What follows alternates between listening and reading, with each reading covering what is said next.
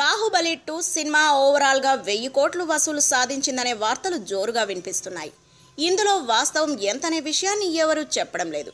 నిర్మాతలు సైతం ఈ నెంబర్లతో తమకు సంబంధం లేదని అంటున్నారట. ఈ లెక్కలు ఎవరు చెబుతున్నారో వారినే అడగాలని అంటున్నారట. అయితే ఇదంతా మార్కెటింగ్ టాక్టిక్స్ అని, ఆడియన్స్ బాహుబలి 2ను మిస్ చేసుకోకుండా ఉండేందుకే ఇలాంటివి చేస్తున్నారని కొందరు అంటున్నారు.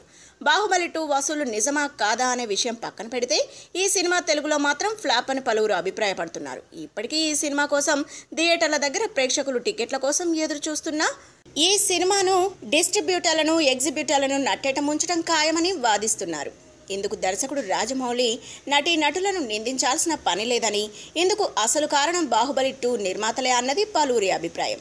ఈ సినిమా ప్రతి ఏరియాలోనూ టాప్ రేటుకు విక్రయించారని, ఆ రేటు పెట్టి కొనుగోలు చేసిన వాళ్ళు 30% పైగా నష్టపోక తప్పదనే వార్తలు వినిపిస్తున్నాయి. పైకి చెప్పకపోయినా ఓవరాల్గా తమకు 25% మించి నష్టం తప్పకపోవచ్చని డిస్ట్రిబ్యూటర్ల నుంచి సినిమా ఎగ్జిబిషన్ రైట్స్ కొనుగోలు చేసిన థర్డ్ పార్టీలు గగ్గోలు పెడుతున్నాయని సమాచారం.